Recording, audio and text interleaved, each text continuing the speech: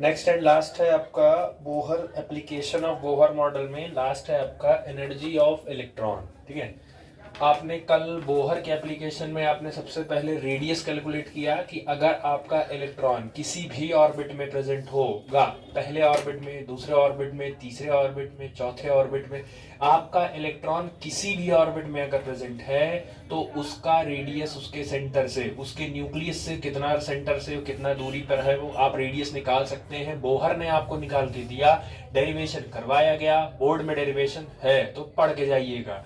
Radius जो आपकी कल वैल्यू आई थी वो आई थी आपकी 0.529 into 10 to the power -8 n square upon z centimetre में। ठीक, ये आपका सेंटीमीटर में आया था। दूसरा आपका आया था, अगर आप एंगस्ट्रॉम में निकालना चाहो तो आप कर सकते हो 0.529 n स्क्वायर अपॉन z, ये आपको किस में मिल जाएगा, एंगस्ट्रॉम में। सेकंड आपने निकाला कि किसी भी ऑर्बिट में अगर आपका इलेक्ट्रॉन है तो उस ऑर्बिट में उस इलेक्ट्रॉन की वेलोसिटी कितनी होगी, 2.2 into 10 to the power 6 z upon n। पिछले वाले का रिवर्स है, उसमें n स्क्वायर बाई z था, इसमें z बाई n है और कोई स्क्वायर नहीं है इसके बाद, ये निकलेगा आपका मीटर पर सेकेंड।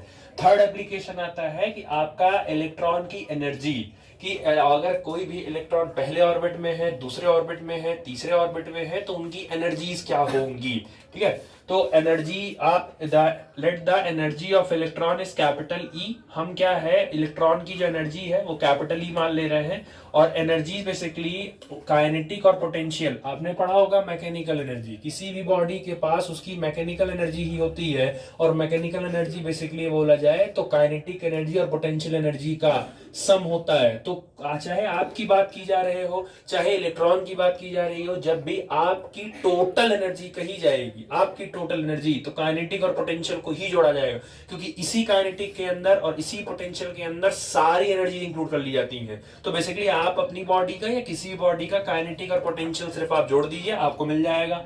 काइनेटिक एनर्जी का वैल्यू डायरेक्ट, अब यार इसका डेरिवेशन है ही है, काइनेटिक एनर्जी, इलेक्ट्रॉन की काइनेटिक एनर्जी आप डायरेक्ट याद रखिए 13.6 into Z square upon n square electron volt. ये किसी भी इलेक्ट्रॉन, अब किसी भी ऑर्बिट में, देखो मैंने इसी में इसलिए टोटल करा दे रहा हूं, किसी भी ऑर्बिट में काइनेटिक एनर्जी पूछेगा, पहले ऑर्बिट में अगर काइनेटिक एनर्जी पूछेगा तो आप निकाल लीजिएगा, दूसरे ऑर्बिट में काइनेटिक एनर्जी पूछेगा तो निकाल लीजिएगा।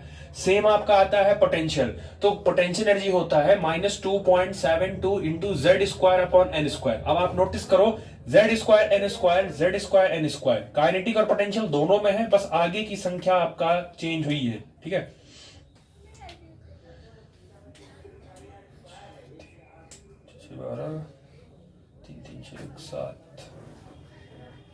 हाँ ठीक। अब ये काइनेटिक एनर्जी की वैल्यू हो गई, ये आपकी पोटेंशियल एनर्जी की वैल्यू हो गई, as it is plus minus आप क्योंकि जोड़ना है, लेकिन पोटेंशियल एनर्जी आपका नेगेटिव में होता है, इसका प्लस माइनस आप जब ऐड करोगे तो यहां साइन माइनस का आ जाएगा।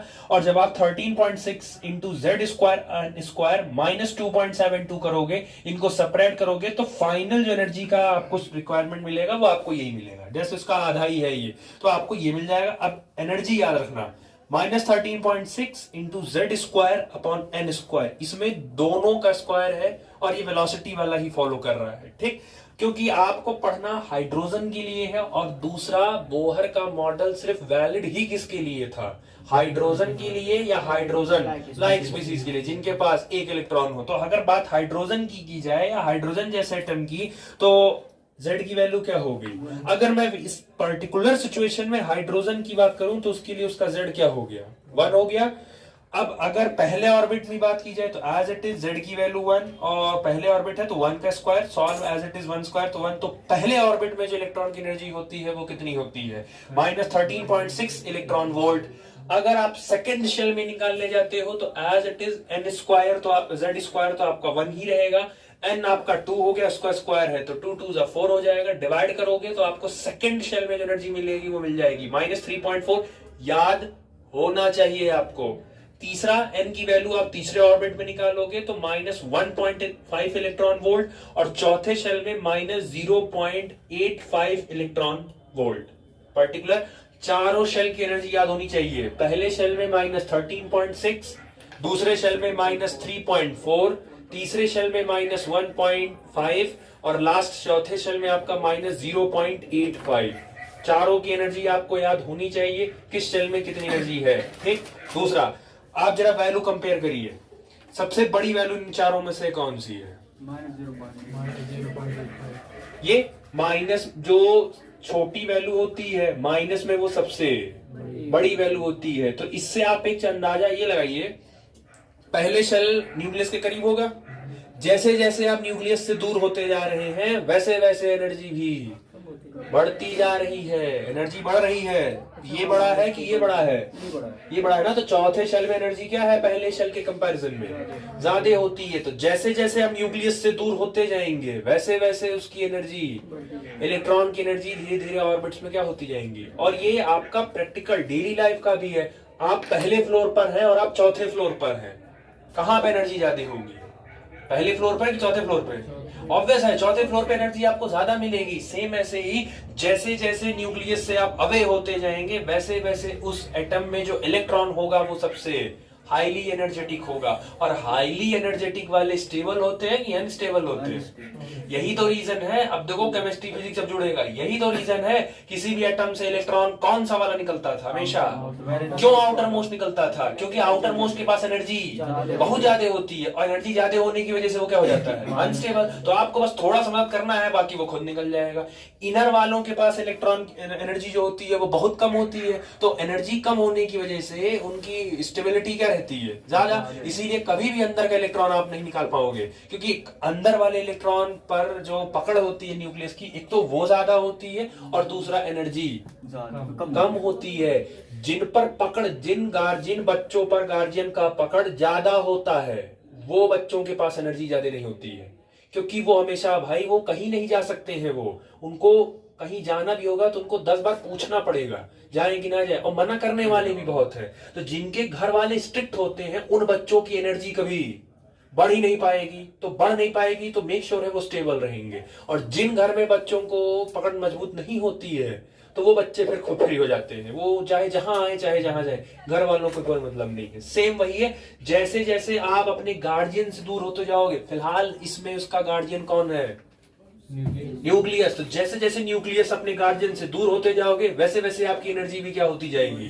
बढ़ती जाएगी। और एनर्जी बढ़ेगी तो बेसिकली आपकी स्टेबिलिटी घटेगी, और स्टेबिलिटी घटेगी तो इलेक्ट्रॉन को निकालना आसान हो जाएगा। और किसी भी एलिमेंट के आउटर मोस्ट से इलेक्ट्रॉन को निकालने के लिए हल्की सी दी गई एनर्जी को ही आयनाइजेशन, पोटेंशियल आयनाइजेशन एंथैल्पी कहते थे। निकालने के लिए जो एनर्जी दी जाती थी उसको आयनाइजेशन एंथैल्पी की जो कह जाती थी। और न्यूक्लियस और इलेक्ट्रॉन के बीच के अट्रैक्शन को तोड़ने वाली एनर्जी को वर्क फंक्शन, दोनों अलग अलग है। निकालने की अलग एनर्जी है और अट्रैक्शन तोड़ने की, किसी को किसी से दूर करना, वो अट्रैक्शन ब्रेक करने में अलग एनर्जी लगेगी, और उसको वहां से बाहर हटा देना, बच्चे को, छोटे बच्चे को मां से अलग करने में पहले एनर्जी लगेगी। एक बार अलग हो गया, वो दूर हो गया, अब उसको वहां से कहीं और शिफ्ट करने में फिर से आपको एनर्जी देनी पड़ेगी। तो दो एनर्जी है, दो अलग अलग जगह में एनर्जी है, ये याद रखिएगा।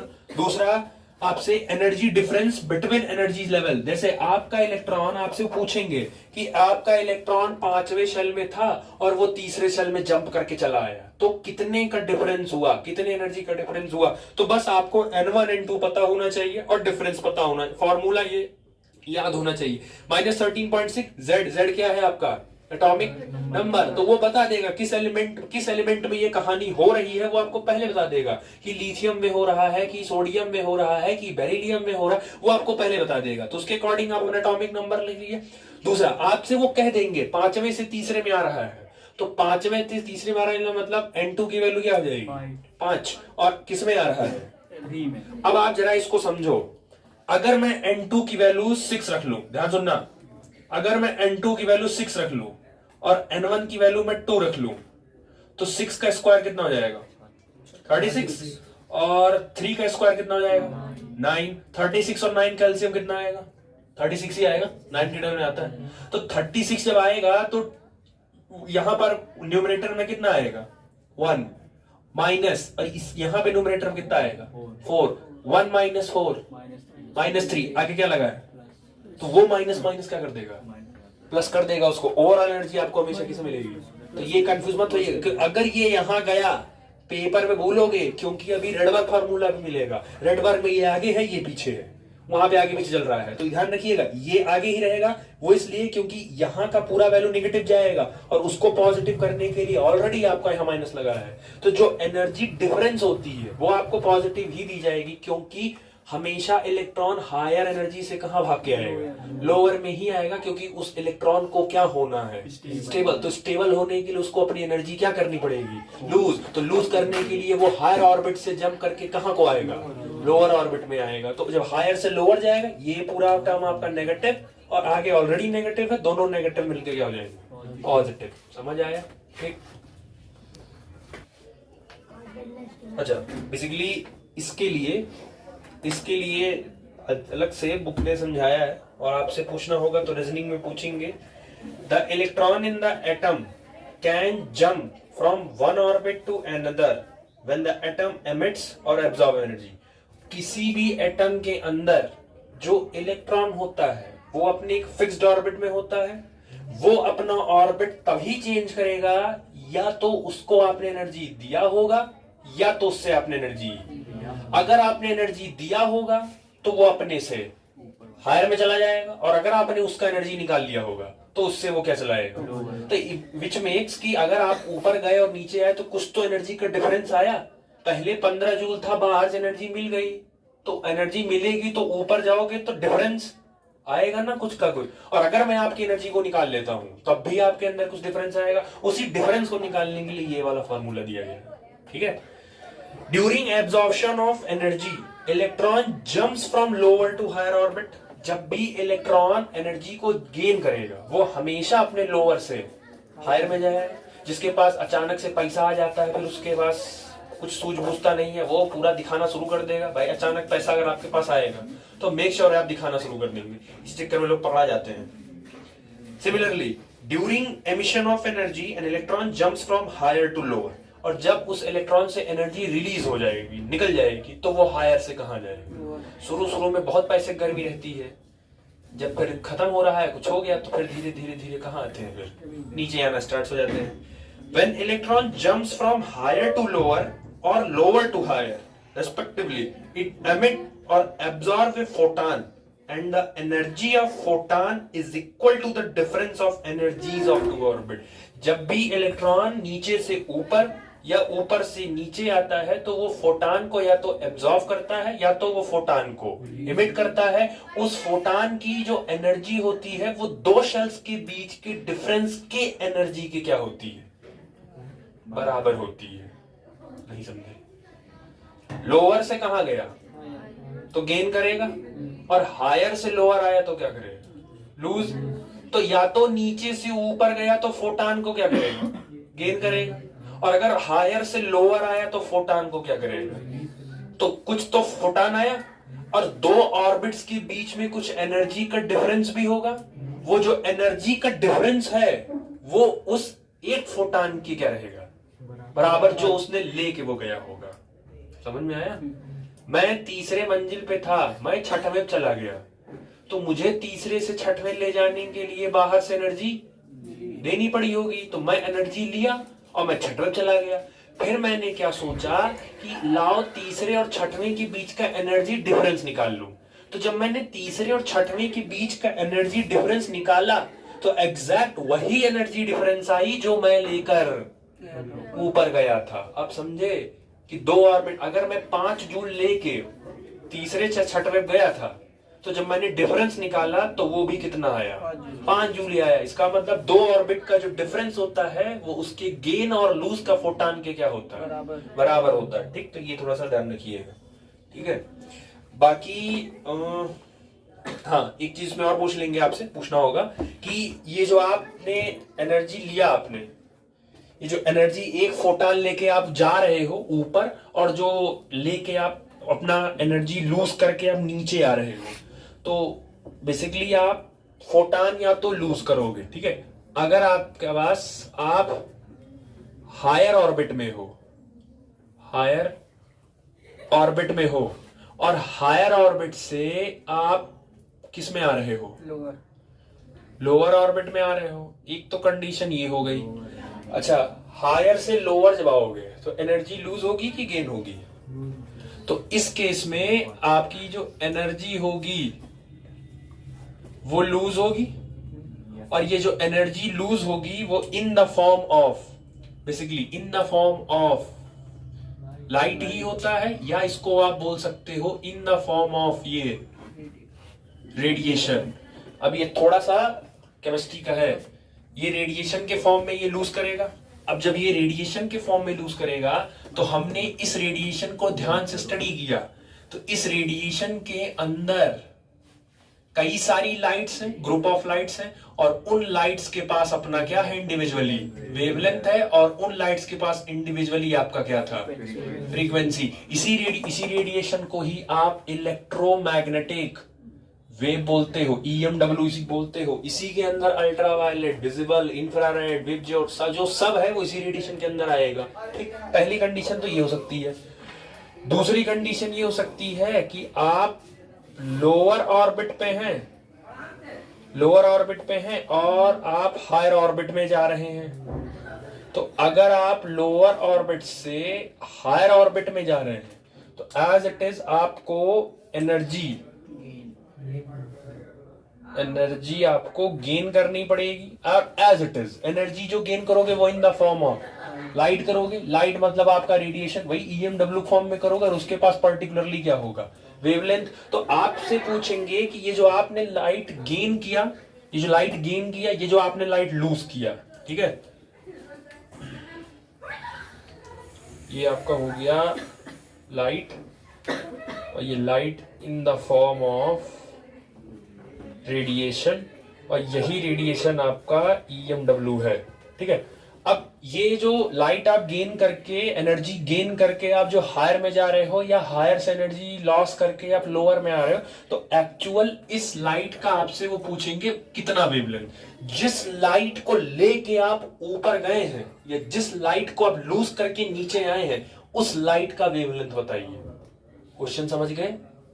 जिस लाइट के आपके पे लाइट पड़ा, आप हायर में चले गए, तो जो लाइट आपके ऊपर पड़ी होगी उस लाइट के पास अपना एक पर्टिकुलर वेवलेंथ होगा, और उस लाइट के पास पर्टिकुलर अपनी फ्रीक्वेंसी हो। वही वेव, उसी लाइट का वेवलेंथ, सारे का नहीं पूछ रहे हैं, उस लाइट का वेवलेंथ पूछ रहे हैं जिसकी वजह से आपने अपना ऑर्बिट छोड़ा, और या तो हायर गए होगे या तो उसी लाइट का वेवलेंथ वो पूछ रहे हैं। तो उस लाइट का अगर वेवलेंथ आपको निकालना हो तो सीधे, इसका डेरिवेशन नहीं है, सीधे सीधे 1/λ is equal to R Z square 1/N1 square. अब देखो N1 आगे कर दिया, क्योंकि जब इधर का वैल्यू सॉल्व करोगे तो इधर की वैल्यू क्या आनी चाहिए, पॉजिटिव, क्योंकि आगे कोई नेगेटिव नहीं लगा पॉजिटिव करने के लिए, और वेवलेंथ कभी भी नेगेटिव नहीं होती, वो पॉजिटिव होती है, इसलिए N1 आगे चलाया, और ये हो गया 1/N2 स्क्वायर। ये उस लाइट का वेवलेंथ है जिस लाइट को एब्जॉर्ब करके, या जिस लाइट को आप लूज करके अपना ऑर्बिट चेंज करोगे। ठीक, दूसरा 1/λ को ही हम बोलते हैं वेव नंबर, 1/λ को बोलते हैं वेव, V बनेगा, ऊपर डंडी खींचा जाएगी। ठीक, इसी को बोलते हैं वेव नंबर। तो अगर कभी कभी पूछा तो ध्यान में रखना इसको। तो ये हो जाएगा is equal to R Z square 1/N1 square minus 1/N2 square. तो ये वेव नंबर भी पूछा जा सकता है, और अगर आपको वेवलेंथ पता है तो फ्रीक्वेंसी भी पता चली जाएगी। ठीक है, बस रेसिप्रोकल घुमा दो, इसी का उल्टा कर दो। 1/वेवलेंथ को ही आपको और क्या बोल सकते हो, फ्रीक्वेंसी भी बोल सकते हो। ठीक है, तो इस बात को भी ध्यान रखिएगा। ठीक है, तो ये हो गया आपका वेव नंबर। दूसरा, इसमें वेयर ऊपर लेमडा, तो आपका लेमडा आपका क्या हो गया, वेवलेंथ हो गया, लेमडा आपका वेवलेंथ हो गया। ये वी बार या न्यू बार, इसको बोलते हैं न्यू बार, ये हो गया आपका वेव नंबर। जेड आपका हो गया एटॉमिक नंबर, और R होता है आपका रेडबर्ग कांस्टेंट, रेडबर्ग कांस्टेंट, जिसकी वैल्यू आप डायरेक्ट याद रखो 10, 96, 77 पर सेंटीमीटर। पर सेंटीमीटर में याद रखो, मीटर में कन्वर्ट कर लेना अपने हिसाब से, इतना तो आना चाहिए। बाकी N1 एंड N2 आपका क्या है? N1 लोअर है कि हायर है? ये लोअर होगा, N1 हमेशा लोअर ही बनेगा। ये हो गया लोअर ऑर्बिट, और N2 आपका बन गया हायर ऑर्बिट। ठीक है, तो न्यू बार Z R N1 N2। तो ये सब थोड़ा थोड़ा याद रखना कि एनर्जी का डिफरेंस और वेवलेंथ क्या है। ठीक, ये देखो इसको कन्वर्ट कर दिया, 10, 96, 77 ये आपका पर सेंटीमीटर में है, इनकेस आपको मीटर में देना होगा तो 1.97 इंटू 10⁻⁻7 ये चला गया आपका पर मीटर में। ठीक है, तो ये याद रखना अकॉर्डिंग टू क्वेश्चन क्या रखना है यहाँ, और वेवलेंथ किस पे पूछा है। अब देखो मैंने फॉर्मूला बता दिया, आप लेमडा निकालोगे वो ऑप्शन के ऊपर है, ऑप्शन एंगस्ट्रॉम में दिया है कि नैनोमीटर में दिया है कि फरमीटर में दिया है, किस में दिया है, अब आप अपने हिसाब से कन्वर्ट कर लीजिएगा, उतना आना चाहिए। स्मॉलर से बिगर में जाते हैं तो क्या करते हैं? डिवाइड की मल्टीप्लाई, स्मॉलर से बिगर में जाओगे डिवाइड करोगे, और बिगर से स्मॉलर आओगे। तो ये ध्यान रखो, ये क्योंकि अब जाके एक बार चार्ट खोल लेना पूरा, नैनो, माइक्रो, फर्मी, माइक्रो, इनमें से कौन बड़ा होता है कौन छोटा होता है और किस में क्या रिलेशन होता है। ठीक है, क्योंकि ये सब वही है, पूछा जाएगा इन सब में, बाकी तो जान ही रहे हैं आप क्या करेंगे। हाँ एक बात और ये the lowest state of an atom is called ground state and the state has lowest energy। सबसे ज्यादा कम एनर्जी कौन से ऑर्बिट में मिलेगा आपको? पहले में ही मिलेगा, क्योंकि उसके बाद तो एनर्जी क्या होती जा रही है। तो जो -13.6 इलेक्ट्रॉन वोल्ट आपने बोला है वो सबसे लोएस्ट स्टेट होता है, लोएस्ट एनर्जी होता है, और लोएस्ट स्टेट को ही हम क्या बोलते हैं? ग्राउंड स्टेट बोलते हैं। क्लास 11th में आपने वो पढ़ा होगा बीवीटी, और कोऑर्डिनेशन में भी अभी आप एक बार फिर से बीवीटी पढ़ेंगे। ठीक है, वहां ग्राउंड स्टेट में कॉन्फ़िगरेशन किए थे और वहां एक्साइटेड स्टेट में गए थे। तो ग्राउंड स्टेट कहने का मतलब है जो सबसे लोएस्ट एनर्जी स्टेट होता है, और वो कौन सा होता है? पहला ऑर्बिट होता है, उसी को बोलते हैं ग्राउंड स्टेट। और जब इलेक्ट्रॉन जंप करके अपने से ऊपर वाले में जाता है तो उसको हम क्या बोलते हैं? Excited state. और उसमें से इलेक्ट्रॉन को निकालने के लिए मिनिमम एनर्जी को ही हम क्या बोलते थे? आयोनाइजेशन एनर्जी या इंथैल्पी। समझ आया? ठीक, चलो अब नेक्स्ट आपका है ये हाइड्रोजन स्पेक्ट्रम, ये एनर्जी का लेवल डायग्राम कि एनर्जी का गैप कितना कितना आता है पहले और दूसरे के बेसिस पर। ठीक, देखो ये एनर्जी लेवल डायग्राम है फॉर हाइड्रोजन एटम, या same as it is hydrogen like species, ये उनके लिए है। पेपर में आपसे सीधे कहेगा draw energy level diagram for hydrogen atom या draw energy level diagram from lithium ion.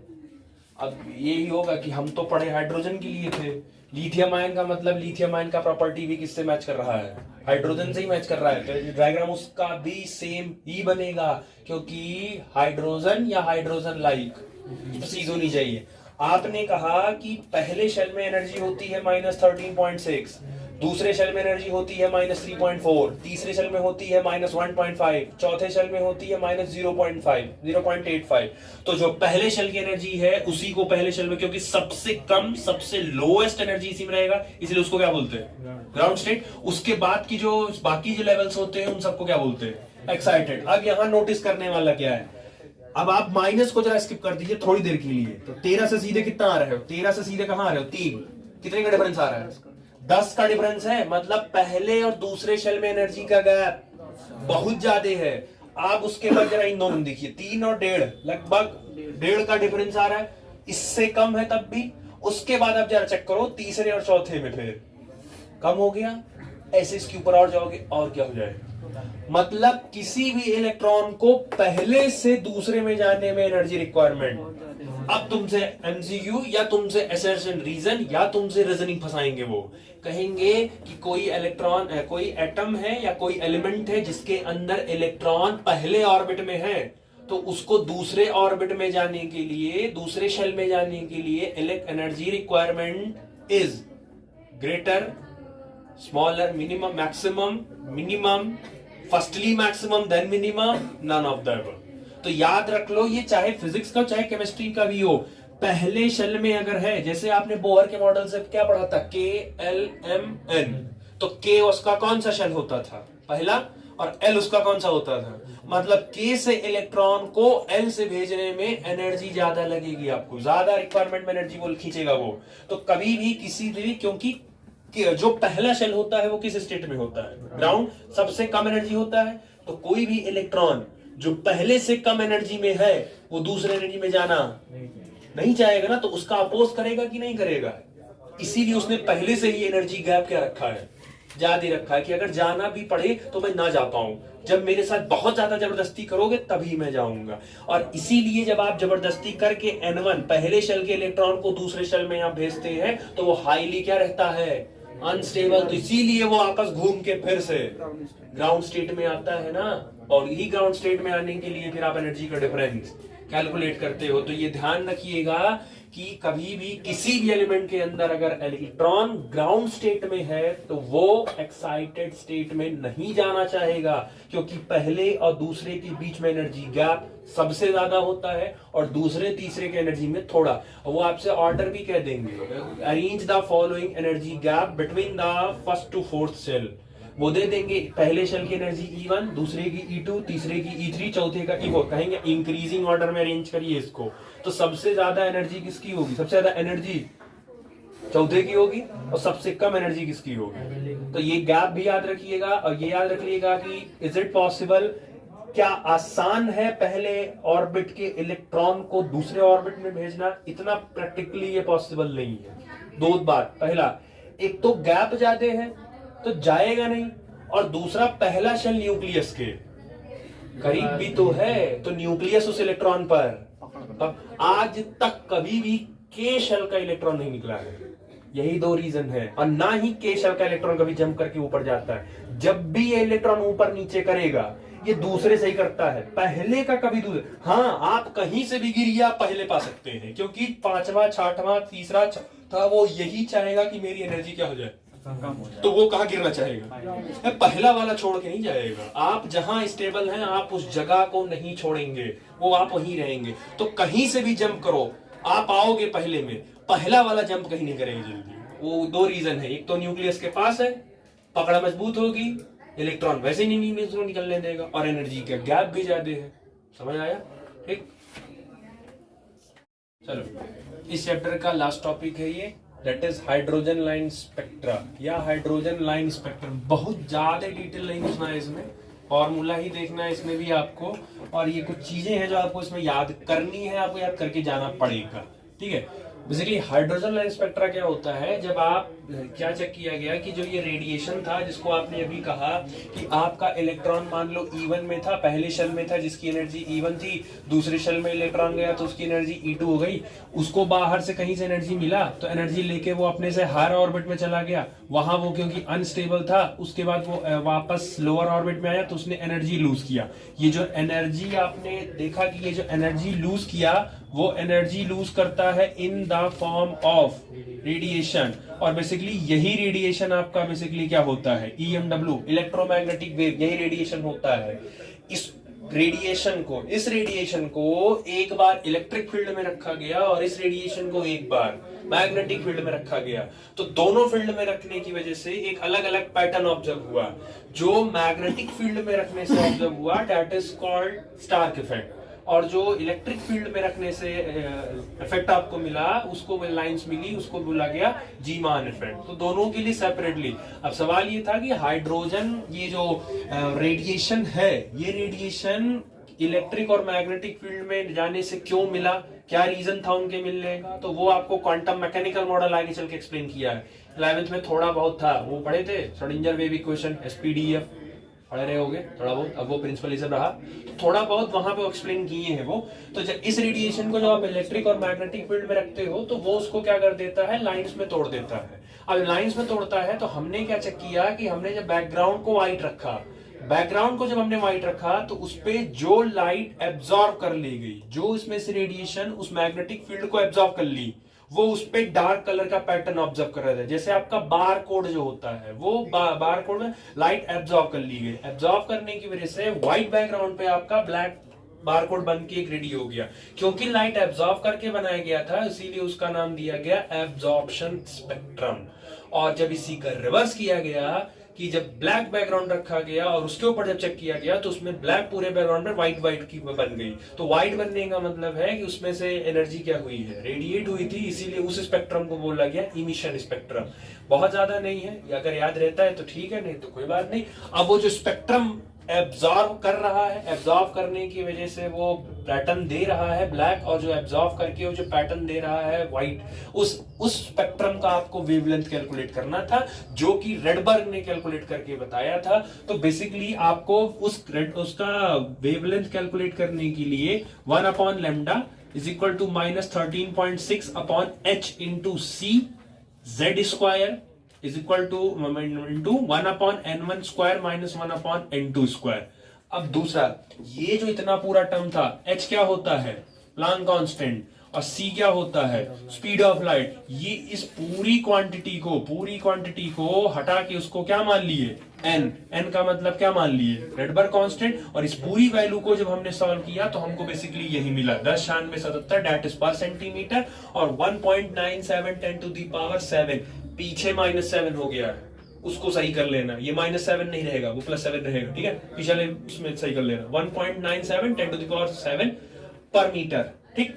दूसरा, कैलकुलेशन इजी करने के लिए, क्योंकि आपको ज्यादातर जो वेवलेंथ आपको निकालने पड़ेंगे वो किस मीटर सेंटीमीटर में तो आप निकालोगे नहीं, वेवलेंथ जो आपसे पूछा जाएगा वो किस में पूछा जाएगा, एंगस्ट्रॉम में। तो आप सीधे सीधे वैल्यू याद रखना, 1 अपॉन आर की वैल्यू क्या होती है, आप जो भी यहां कर, आप वैल्यू मत रखिएगा, आप आर रखिएगा, एज इट इज सॉल्विंग में आप आर रखिए, n1 n2 रखिए, पहले ये पूरा हिस्सा सॉल्व कर लीजिए। जब इतना पूरा हिस्सा सॉल्व हो जाएगा, पूरा सॉल्व हो गया, बस कुछ मत करना, पूरी वैल्यू को क्या कर देना, रिवर्स कर देना। तो जैसे ही रिवर्स करोगे लेमडा ऊपर चला जाएगा, यहां की क्वांटिटी ऊपर आ जाएगी, और ये जो r अपॉन 1 है ये चेंज होके तुरंत क्या हो जाएगा, 1/r, और 1/r की वैल्यू आप डायरेक्टली याद रख सकते हो, 911 रख के चेक कर लेना, समझ आया। अब ये रेडबर्ग क्या है, जो स्पेक्ट्रम मिल रहा था, ये हाइड्रोजन का जो स्पेक्ट्रम मिल रहा था वो अलग अलग एनर्जी लेवल्स पे मिल रहा था, कि इलेक्ट्रॉन पहले 7वें से जंप किया पहले पे तो उसका अलग स्पेक्ट्रा बन रहा है, 6वें से पहले गया उसका अलग स्पेक्ट्रा बन रहा है। तो हर एनर्जी लेवल का अपना अपना स्पेक्ट्रा बन रहा था, तो उसको एक एक करके एक एक साइंटिस्ट ने बताते गए। जैसे जिसमें पहला एनर्जी सीरीज आता है लाइमन का। अब इसके लिए लाइमन का बताना होगा तो देखो 1/λ एज इट इज 1/λ, इस पूरी वैल्यू को क्या मान लिया, आर। हाइड्रोजन के लिए कर रहे हो तो जेड की वैल्यू क्या होगी, 1 अपॉन n1। लाइमन के लिए n1 फिक्स है, कोई भी लाइट कहीं से भी आएगी तो वो कहां गिरेगी, पहले मिलेगा, तो n1 की वैल्यू फिक्स है। आप n2 लाइट को कहीं से भी लाओ, लेकिन अगर लाइट पहले पे ही गिर रही है मतलब वो किसकी सीरीज है, वो लाइमन की है।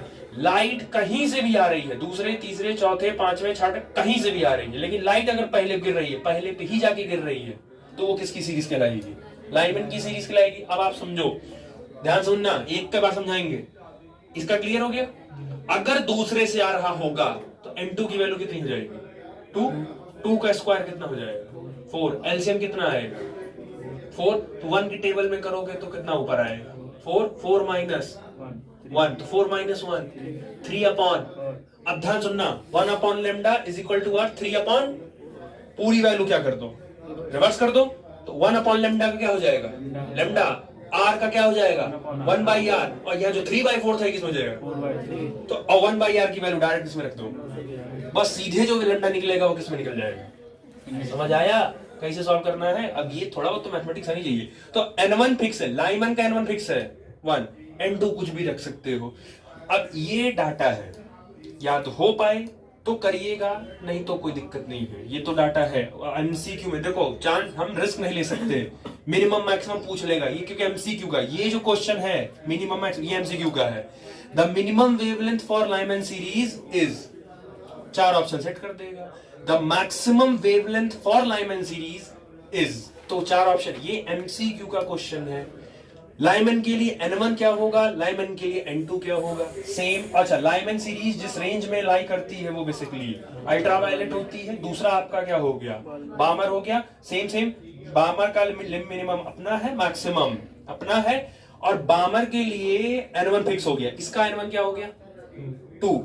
लाइट कहीं से भी आ रही हो, किस पे गिरी, अगर दूसरे शेल पे ही आके रुक गई, या इलेक्ट्रॉन दूसरे शेल में ही आके रुक गया, तो वो किसका होगा, बामर। आज it is same, N1 fix हो गया, N2 आप फिर उसके अगले से गिराओगे, तीसरे से गिर रहे, चौथे से गिर रहे कि पांचवे से गिर रहे, ऐसे ही सेम आपके पास क्या आएगा अभी, बामर के बाद क्या आएगा, पाश्चन के बाद आएगा आपका ब्रैकेट के बाद आएगा आपका पिफुंड के बाद आपका आएगा हाम्प्रे। समझ आया।